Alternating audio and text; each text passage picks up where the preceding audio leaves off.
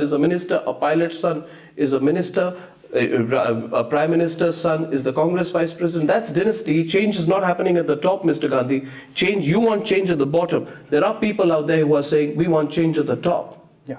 You want change at the top. The reason children of politicians keep getting repositioned is because the system is closed. You're not going to change that without opening the system. You're not going to open the system without having processes. The system is not going to open just by waving a wand like that and saying, abracadabra, let's open the system. It is going to take time, it is going to take effort, it is going to take structure. That is the work I do. That is the work I spend a whole bunch of my time doing. That is the revolutionary work I've done in the IYC and the NSUAC. That is the work that we are doing when we talk about an open manifesto. That is the work that we are doing when we talk about 15 parliamentary seats being chosen by... Only 15? Absolutely, because one needs to set up the systems. If I was to suddenly launch into 546 seats being directly elected by people, the system would explode. What I need to do is I need to set up an idea, test the idea, run the idea. If it makes sense, if the thing actually works, then move it into the rest of the party. The step we've taken with those 15 primaries, I mean, we get that much of a little piece in the newspaper, but that is probably the biggest political step that has been taken in this country. It's a huge, huge step. And I think those are the type of questions one needs to ask, and one doesn't ask them. One asks questions that don't actually reach to the heart of the issue. You're talking about India. We've had a 1 hour conversation here. You haven't asked me one question of how we are going to actually build this country, how we're going to take this country forward. You haven't asked me one question on how we're going to empower our people. You haven't asked me one question on what we're going to do for youngsters. You're not interested in that. That's wrong, Mr. Gandhi. No. If I was to know that, I'd hear a Rahul Gandhi speech. But this is not a Rahul Gandhi speech, this is a Rahul Gandhi interview. My question was again, and I draw you back, Mr. Gandhi, I see that you have this knack of trying to throw the question back at me.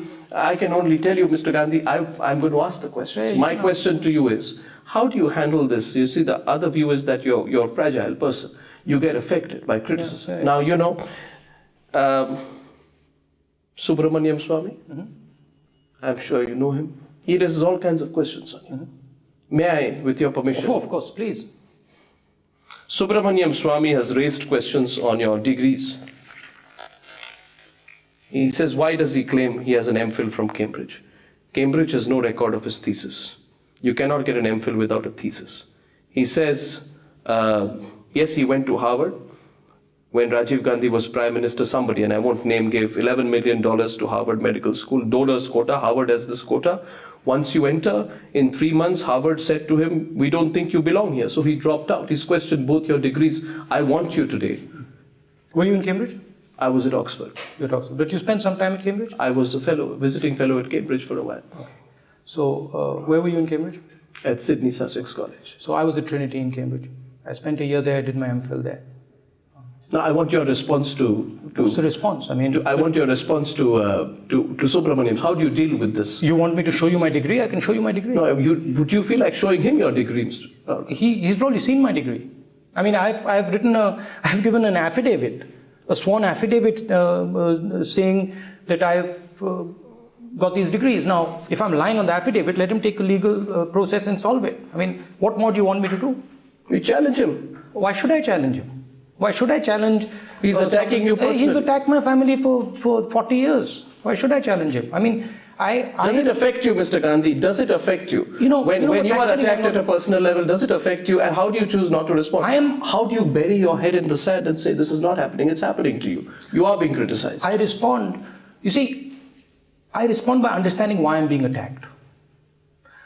I'm being attacked because I'm doing things that are dangerous to the system. I'm being attacked because I'm asking questions that are dangerous to the system. And I'm not asking superficial questions. I'm not asking, questions over here. I'm asking questions over there. And everybody understands that this fellow here is not a superficial little chap who just talks. This fellow over here is thinking deeply and is thinking long term. That's why I'm attacked. I understand that. right? And frankly, attack me all you want. Beat me to death. It's not going to stop me. I'm going to keep doing it. And I'm going to ask the questions that are relevant. And you know what? I've got 1,000 people in the Congress Party, 2,000 people in the Congress Party, youngsters who work in this stuff. They're not letting go. And I'm proud of them. They're not letting go. It doesn't matter. Keep throwing stones at us. That's the point. The point is that the people who are attacked in this system, the people who are actually attacked, are the people who are fighting the system. You understand that? They're not the people who sit and ask the superficial questions. They're the ones who are actually saying, listen, let's do something about this system. They're the ones who are actually going deep into the processes, understanding that this is the crux of it. And the crux of it, Arnab, I've told you, the crux of it is how we choose candidates. The crux of it is how we make policy. That's the crux of it. The thing is, you don't like discussing it. You like discussing stuff, that's really doesn't go to the core, And I'm a serious politician. I'm not somebody, who is here to, get power or make money or something. I'm somebody who's here, who's seen what the system does to people. I've seen, and I can give you example after example after example after example in my mind. And I'm not going to fight a superficial battle. I just am not. It's not interesting to me. I'm going to fight a battle. I'm going to fight a deep battle. And I'm going to take the youngsters in this country. I'm going to line them up and I'm going to take the system on. Don't forget that. You don't have thick skin, Mr. Rahul Gandhi. Politicians need to have thick skin. And Mr. Gandhi, can I say if I don't have a thick skin right now, it'll get thick. Can I tell you one thing? I'll tell you one thing, Mr. Gandhi. Yeah, say you're a serious politician. I assure you, Mr. Gandhi, I'm a very serious journalist. And therefore, when I interview Rahul Gandhi, his first interview in 10 years, it's my responsibility to ask you specific questions. I'm glad you're taking them. My next question to you, and I have only 2 left, Mr. Gandhi. How much have you been affected by your defeats? And when we see, for example, the visuals of you and Priyanka holding you in after the UP election loss, that picture, almost in a protective manner that Priyanka is holding you and you're walking away, you tell me what's happening in your mind out there. Do you feel overwhelmed by loss, by defeat, because you've had quite a few of late? How have you dealt with it?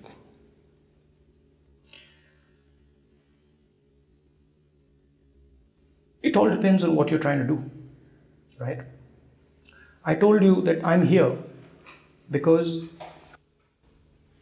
I want to help use the energy of this country. I want to make this country powerful. I want to project the ideas of this country. To do that, I think there are basically 3 things that one needs to do. One is changing the way we do politics here. Getting away from superficialities, getting away from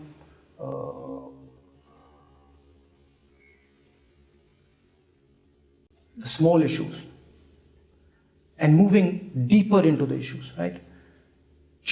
Questioning the system, changing the system. Things like RTI, things like Lokpal, things like questioning how we choose candidates, things like bringing youngsters into policy, right? The second is empowering the women of this country, really bringing them into the system, really pushing them forward. And the third is using the energy of the youth of this country, bringing them the type of jobs that they need. This stuff is not done in 5 minutes. This stuff is frankly not done in these type of discussions. This stuff is done with concentrated thinking, with long-term work, and frankly, it's difficult work, it's painful work, okay?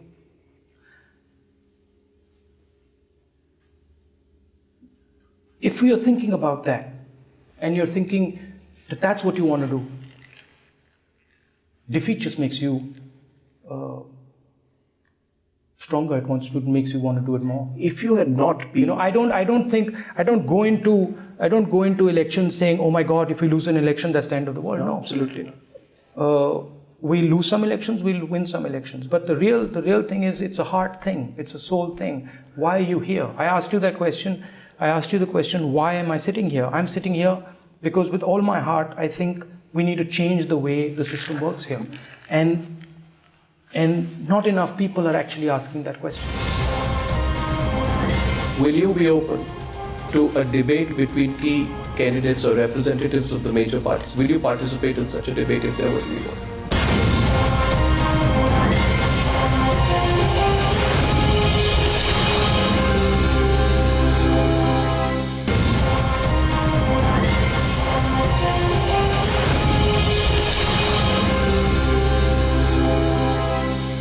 Mr. Gandhi, my last question to you in the course of this interaction is this. Your father was forced into politics by circumstances. He was, in your case as well, when you said power is poison and you spoke about how your mother, Miss Sonia Gandhi, came and she cried. If I put that together with some of what you've said, it can reinforce the image of a reluctant prince. And this is not my phrase. I'm sure you've heard this phrase used against you or to describe you a number of times. Therefore, Mr. Gandhi, the last question is this. Had you not been a Gandhi, would you have been in politics at all? If you look at my spirit, regardless of what I do, if I had been born in India, regardless of what I do, I don't like unfairness.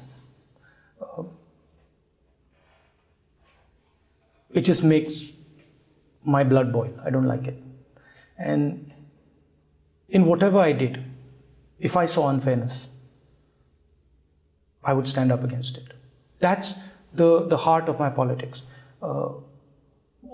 What I see would in you India, have been in? My question was, if you were not a Gandhi, would you be in politics? Some say this is a circumstance thrust on you, Mr. Gandhi. You're thrust in this situation. You're trying to justify to yourself that you need to do it. But heart of heart, are you a politician? And had you not been a Gandhi, would you have been in politics at all?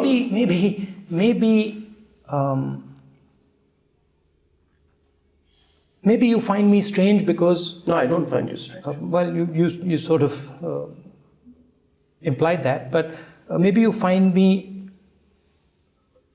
I look like an anomaly in the environment I'm in. Maybe that's what you're saying. And frankly,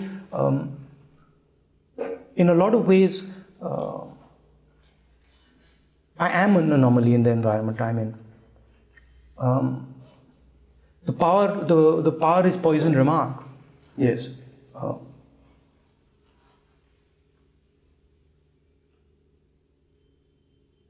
And I tell this to my sister. Yes. And I tell it to my mother, and my mother tells it to me. I don't get driven by the desire for power. I'm just not driven by it. For me, power is an instrument that can be used to do certain things.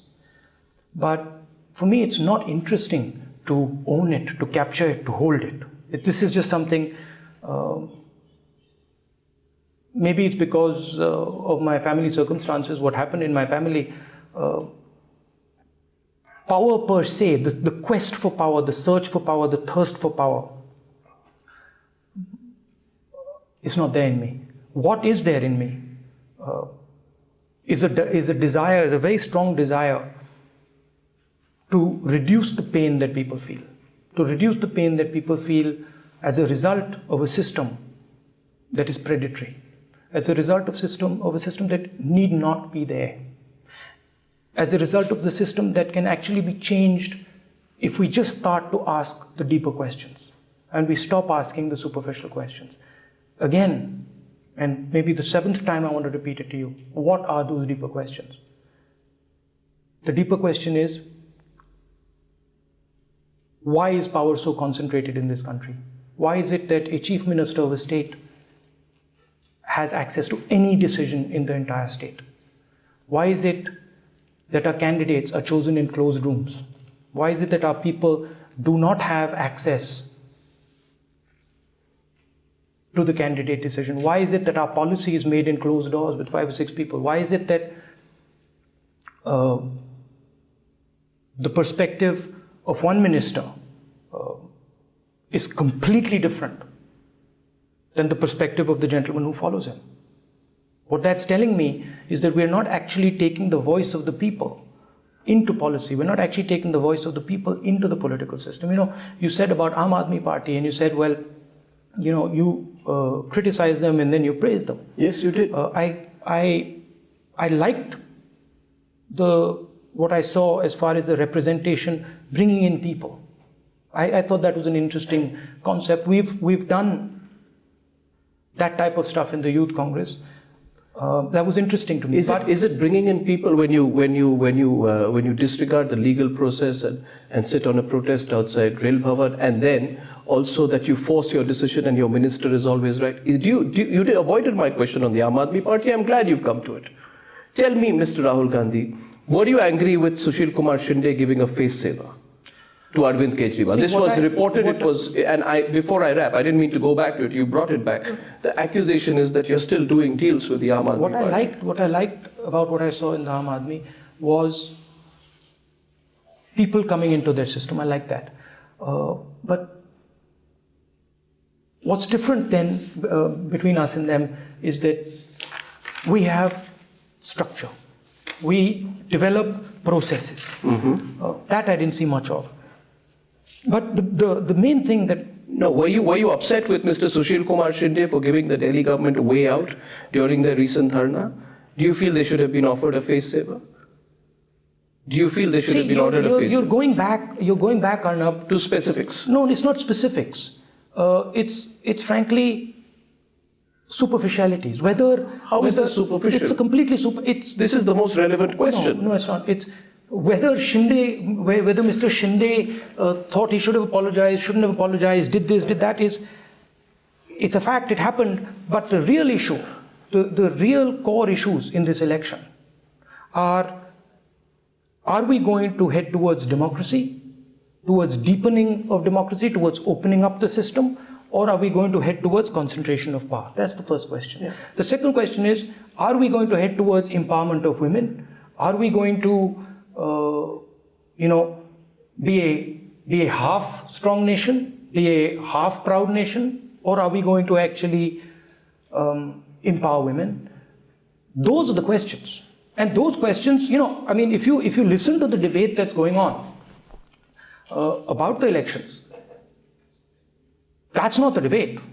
There's nothing in the debate about how we're going to move forward on the RTI paradigm, how we're going to move forward on the corruption paradigm. There's nothing in the debate about funding of political parties. There's nothing in the debate about how we are going to choose candidates. There's nothing in the debate about how policy should be made. These are fundamental things. These are the things that actually have an impact. But you're avoiding the debate. Will you have a debate with Narendra Modi if he agrees to a debate on any of these issues? My question to you is direct. If Narendra Modi says, I'm willing to debate these issues, I'm debating these issues by building structure in the Congress party that's going to transform. Why should there not be a debate between the key political party candidates on all sides? Let them talk. Have a conversation. You're more than welcome. You have to start that debate. As far as I'm concerned, the debate is taking place. I'm willing to start the debate. Are you ready for it? Then I can go and ask Mr. Modi if he's ready for it.